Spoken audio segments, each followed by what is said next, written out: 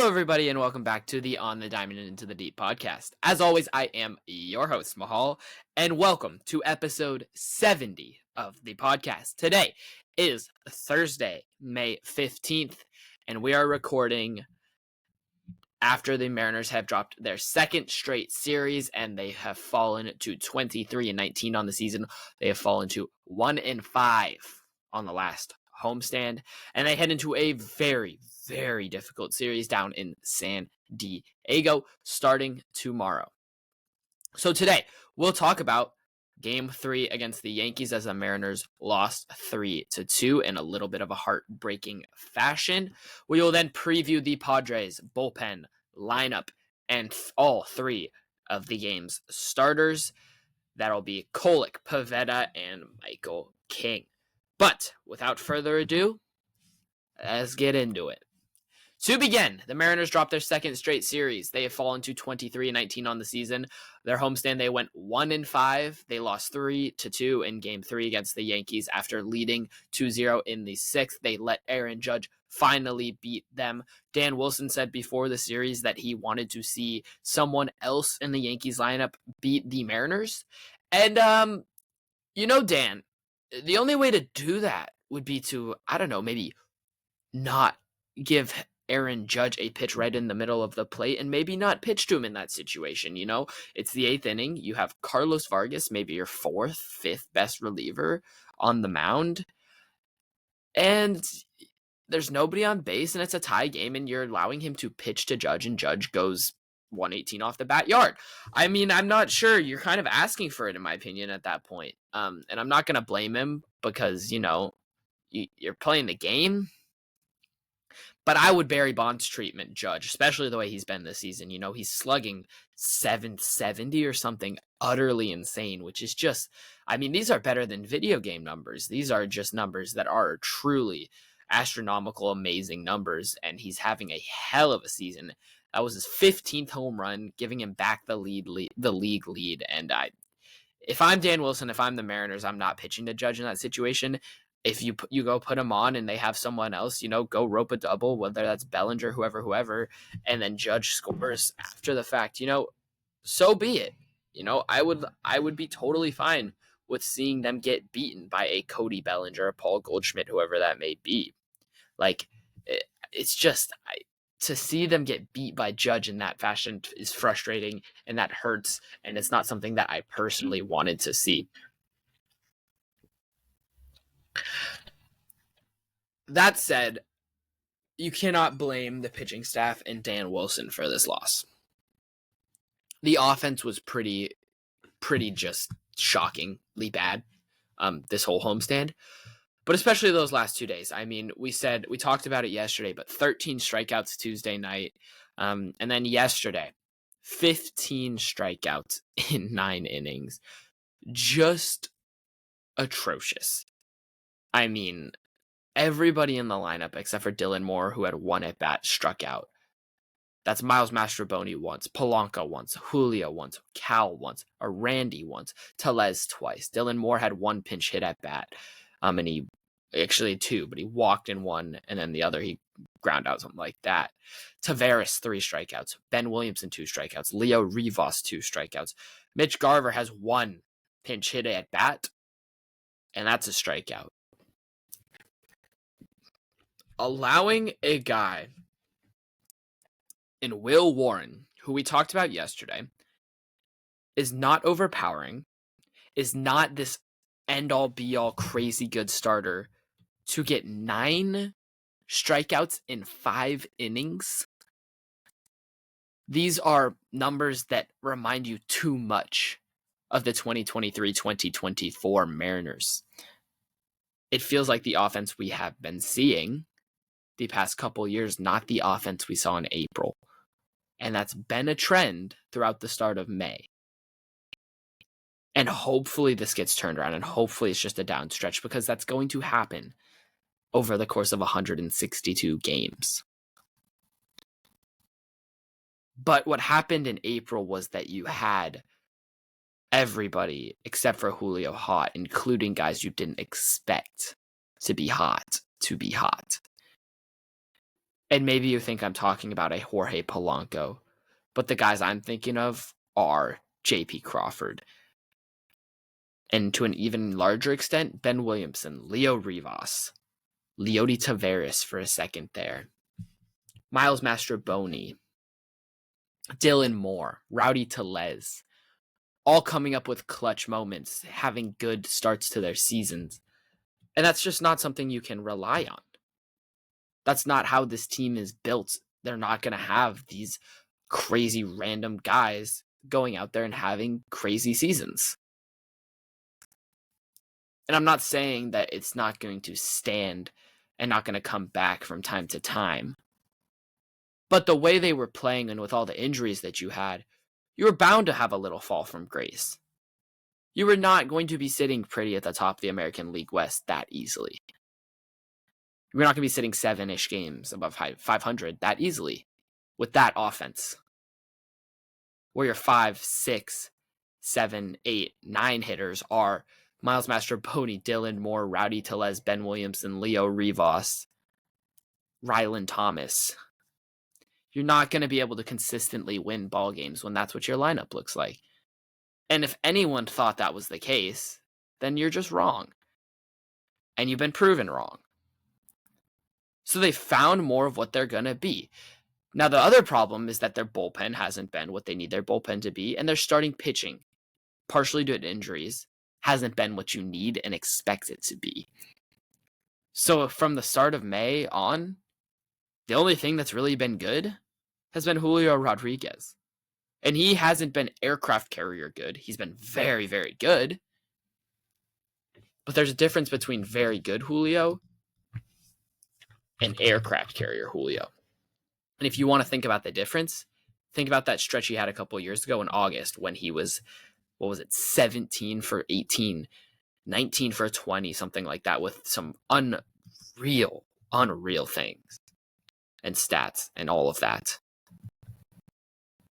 And he's been good in May. He's been a 137 WRC plus in May, striking out just 11% of the time. But he's walking less still. His average still isn't even breaking 300. His on base is still only 327 because he's not walking. His OPS is still in the low 800s. Now, he's been better. He's been very, very good. Don't get me wrong. And I will take this Julio over 162 games. No question. But there's a difference between this Julio, the Julio we saw in April, obviously, and the Julio that we've seen in Julys and Augusts of his rookie year and his sophomore year, where he was utterly insane and he looked like a potential perennial MVP type of guy. And it's not like he's not going to be that. And I'm not saying he can't be that starting tomorrow. But as of right now, he's not been that. And that's okay. But when you combine that being the best thing that you've seen from the Mariners in the past week and a half, 2 weeks, that in of itself is a problem. And it's why the Mariners have struggled. And it's worrying to see that as you head into San Diego against a ball club as we sort of transition here, that is 16-5 at home, 27-15, a half game back of the Los Angeles Dynasty Dodgers in the NL West. They have the third best win percentage and record in baseball. They have some of the best hitters in baseball, some of the best relievers in baseball. They have Robert Suarez with 15 saves and almost a full win. They have Jason Adam racking up almost 11.5 Ks per 9, and Jeremiah Estrada as their third guy out of the pen, racking up almost 13.5 Ks per 9. You have Fernando Tatis Jr. with a 163 WRC plus. Luis Arias, who has been a demon getting on base. Manny Machado having a season that is reminiscent of prime Manny Machado hitting 340. Jackson Merrill in his sophomore year, who has gotten hurt, but still has a 212 WRC plus. And you have a Xander Bogaerts, who's slowly starting to heat up. You have Jake Cronenworth, who's been really good since coming back from injury. Gavin Sheets, who's all of a sudden been very good out of nowhere. This is scary. for me to see the Mariners head down to San Diego with that. And as we transition, let's just talk about it. Fernando Tatis, Manny Machado, Jackson Merrill, all having a very good season. Luis Arraez still been above average. Xander Bogaerts has been a lot better in May. Jake Cronenworth, Gavin Sheets out of nowhere having good seasons. This is a lineup that is long. They can deal lots of damage, and they have a very, very good bullpen. A very good bullpen. A bullpen that has the ability to go deal damage at the back, and they have 6 relievers all in the back of their bullpen, and only one of them has an ERA over 3. You want to talk about probably their top 3 guys. Jeremiah Estrada as their 3rd. Jason Adam as their 8th inning guy. Robert Suarez as their closer. These are 3 very good pitchers that are going to be problems for the Mariners because they are strikeout guys. And I think this series is going to be very difficult, and you'll be lucky to sneak a game out of this. I've talked about how the Padres are 16-5 at home this year. And that shows in Nick Pivetta and Michael King's splits, and we'll get into that. But starting again with just the lineup, Fernando Tatis Jr. having a hell of a season. 308, 383, 550, 163 WRC plus, 11 homers, worth already over 2.5 Fangraphs wins above replacement. Luis Arraez, a 105 WRC plus, hitting 286. Manny Machado, 340, 410, 490, 157 WRC plus, worth almost 2 wins. Jackson Merrill has played in 17 games because he got hurt, but he's hitting 412, 438, 676 with a 212 WRC plus, worth almost 1.5 wins. Xander Bogaerts, since the start of May, has been very good. 244, 333, 415, a 110 WRC plus with 2 homers. He's heating up. He has the potential to be a very good hitter. Jake Cronenworth in his 18 games this season with a 169 WRC plus, hitting 278, 437, 500 with 3 homers.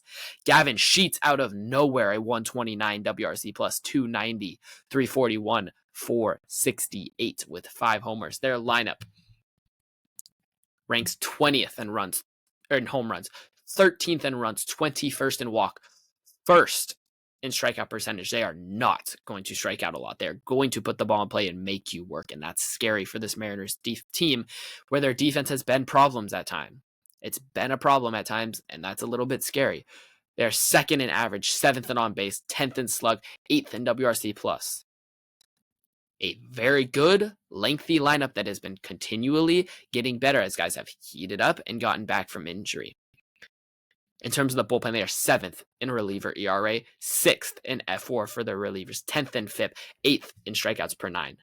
They are 27-15, a half game back of the Dodgers for 1st in the NL West, and that's a Dodgers team that is a dynasty. That is very good. The Padres are 16-5 at home, and I don't want to hammer that down too much. I've said it now 3 times, but that is a big deal, and the Mariners are heading to Petco Park where, again, it's been very difficult to win for opposing teams, and the Mariners have had a very difficult time trying to win games as of late.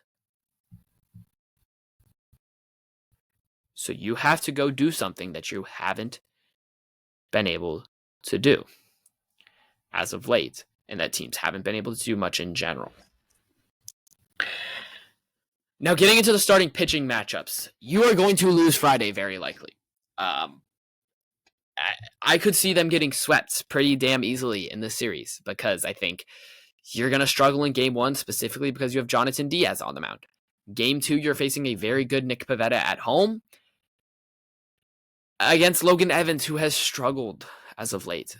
And then Game 3, you have Emerson Hancock, who knows what you're going to get against a Michael King that has an ERA under 2 at home. Pivetta and King, both ERAs under 2 at home. You are going to have a difficult time. You are going to have to do things that you have not been able to do as of late. And that's hit off the bullpen, score a bunch of runs, get good starting pitching performances and get good performances out of your bullpen. The only good performance out of your bullpen really that you got was Tuesday. And that was a very, very good performance. And that was a performance that felt reminiscent of these Mariners teams that have been very good in 2022, 2021.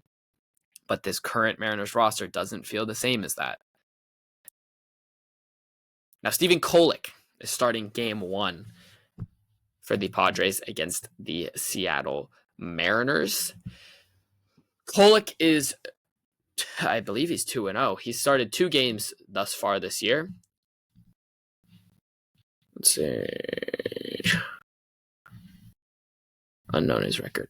He started 2 games thus far for the Padres. He's thrown 14 in the 3rd innings. He's 28 years old. He has an ERA of 0, an xERA of 2.31, a FIP of 2.41, an xFIP of 3.41. He has 6.91 Ks per 9, very low. 2.51 walks per 9, about average. And he threw a complete game shutout against the Colorado Rockies last week in his last performance. He went 9 innings, obviously. No runs, 5 hits, 2 walks, 7 strikeouts, a 57% ground ball rate in that start. Against Pittsburgh, he went 5 1/3, 4 hits, 2 walks, 4 strikeouts, and he has not yet allowed a barrel. This guy's been limiting barrels while he's given up some hard hits and some exit velos. He still hasn't given up a barrel. He still hasn't given up a run. He still hasn't given up a homer. So it's not any just easy going, and it's difficult to hit in Petco Park. It's these, I believe, the past 5 years, it's the second hardest to hit in ballpark, disregarding T-Mobile, or including T-Mobile Park, but the only stadium worse than Petco Park to hit in is T-Mobile Park. So it's not going to be easy, and it means the Padres pitchers are lights out at home very often. In terms of arsenal, Kolek throws 36% four-seam, 26% sinker, 13% slider, 12% changeup, 10% cutter, 3% sweeper. He's averaging 94.5 miles an hour on that fastball. What he hasn't been able to do is get much strikeout, whiff, or chase, and that's good for the Mariners because that means they're going to have an opportunity to put the ball in play and maybe go barrel some balls up against this guy for the first time all of his season. He's given up a 46% hard hit rate, a 22% chase, and 18% whiff. Those chase and whiff numbers very low. That hard hit fairly high. I think of 50% as really high for exit velocities, and 45 as like decently high. So 46 is pretty high. That means you're going to be able to hit the ball. It's just a question of whether it will fall and whether you can get the barrel to the ball when you are hitting it hard. Moving on to game 2, Nick Pivetta, Logan Evans. Pivetta has a 3.05 ERA, a 3.85 xERA, a 3.08 FIP, a 3.70 xFIP. He has not given up very many ground balls, 31.9%. That is the 11th percentile in the league. However, he is getting strikeout 27.7% of the time, basically 28% of the time, 79th percentile there. Part of that is due to his four-seam fastball. 29% whiff on that four-seam fastball. The sweeper, however, the biggest whiff one. The biggest whiff pitch for him, 44% whiff against his sweeper. He throws his fastball 51% of the time, sweeper 19% of the time, curve 18% of the time, cutter 8% of the time, sinker 3% of the time, slider 1% of the time. He's been giving up barrels. He's in the 7th percentile for barrels, 13.3%. However, he's gotten good whiff on the fastball, and he's gotten good whiff in general. 71st percentile in whiff at 28.6%. He has 29% whiff on his fastball. Opponents are hitting 173, 284 slug against that fastball. The sweeper, however, has probably been his best pitch. 43.5% whiff against that. A 154 average, a 269 slug. If you're not able to stay off that sweeper or you're not able to hit that fastball, you are in all caps trouble. Thus far, Pivetta has had reverse splits. He is a right-handed pitcher. Right-handed hitters have been better according to a lot of metrics against him. Right-handed hitters are hitting 244, 293, 419 with 3 homers, 4 doubles, 1 triple, and 22 1/3 innings. They are walking 10.6% of the time. However, the whip and the FIP are both lower than the left-handed hitting side for that. In terms of left-handed hitters, 160, 247, 227, one homer, two doubles, 22 innings, 5.4% walk rate. And again, the whip is a little bit higher. The FIP is a little bit higher. Now, the biggest split difference for him is home and away. And this is what was astounding when I was looking at it. And the same thing then happened when I looked at Michael King. At home, Pivetta has a 1.68 FIP, a 1.42 ERA in 25 and a third innings. Opponents are hitting just 153 against him with a 180 on base percentage and a 224 slug. Very good numbers for Pivetta at home. Away from home has been very different. 4.95 FIP, 5.21 ERA, 19 innings on the road for him thus far this year.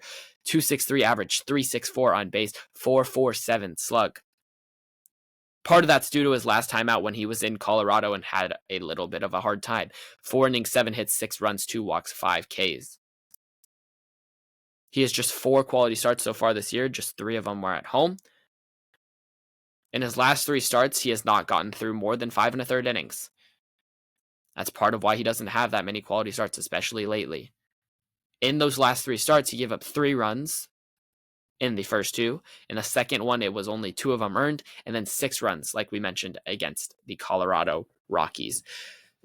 Pivetta is a very good starter so far this year, and he's going to be very difficult to face at Petco Park. And I'm worried. I'm very worried about that game and Michael King because I think they both have the potential to shut down the Mariners lineup in a big way, especially as they've gotten good whiff, good strikeout. And the Mariners lately, since the start of May, have struggled with that, striking out a lot since the start of May, as we mentioned. On to Michael King. Michael King has a 2.32 ERA, a 3.11 xERA, a 3.24 FIP, a 3.67 xFIP, 10.01 Ks per 9, 2.86 walks per 9, 0.89 home runs per 9. His ERA ranks 11th of quality starters in Major League Baseball. He's in the 80th percentile for strikeout percentage at 28% and in the 69th in whiff, also at 28%. He throws 5 pitches, 27% sinker, 26% four-seamed, 21% changeup, 19% sweeper, 7% slider. He's going to mix it up a lot on you, especially with those first 3 pitches, which are all going to tunnel very well because out of the hand, they are all going to look like fastballs. And the 3 pitches I'm talking about are the sinker, the four-seam fastball, and the changeup. Those are all going to look like fastballs out of the hand. They're going to spin slightly different, and they're going to move in very, very different ways. The sinker and the changeup are going to move in somewhat similar movement profiles. However, the changeup is about averaging 6 miles an hour slower. And they're both going to move pretty drastically different from the fastball. His fastball moves a little bit more arm side or a little bit more glove side than the average, but it's fairly normal in terms of that, but it has good ride on it. His changeup and his sinker, both with very good arm side run on them, both with a lot of vertical as well, but mostly horizontal on both of those. His sweeper has also been very good, producing a 36% whiff, and his four-seam fastball has produced a 32% whiff, and part of that is due to that ride that his fastball gets. His sinker's producing a 167 batting average against, and the X batting average is just slightly better for hitters at 185. However, hitters are slugging 710 against his four-seam fastball, even though they are hitting 32% whiff. When they are hitting the fastball, it is getting slugged into oblivion. 4 home runs against it so far this year. However, they are also whiffing a lot, like we mentioned. King has struggled to get deep into a lot of games, just 2 quality starts so far in his year. It's been a lot of 5 2/3 innings for him. Now, similar to Pivetta, his home road splits, astounding. 1.64 ERA at home, 3.63 on the road. 1.64 batting average against at home, 2.27 away. K percentage, the biggest one, a 20% difference. K percentage at home, 35%. On the road, just 15. It is going to be a difficult matchup for the Mariners this entire weekend, but Michael King, Nick Pivetta are both going to be starters that are going to have the ability to shut down the Mariners and have potential to do it. Well, maybe they won't get late in games. the Padres bullpen is very likely going to be able to pick them up, and that is going to be a problem for the Mariners. Really, the only way I see the Mariners being successful here is if they can get some runs early, get really good pitching performances, and get to the part of the bullpen for the Padres that has struggled a little bit by getting these starters out even earlier than maybe they're expecting. Get them out after 4-ish innings. But that's a very tall task, and I don't know if that's going to happen. It's going to be a difficult weekend. We will be back Monday to talk about that. But for now, make sure you follow on all the social media platforms at Diamond and Deep on TikTok, Instagram, Twitter. As always, go Mariners, and peace.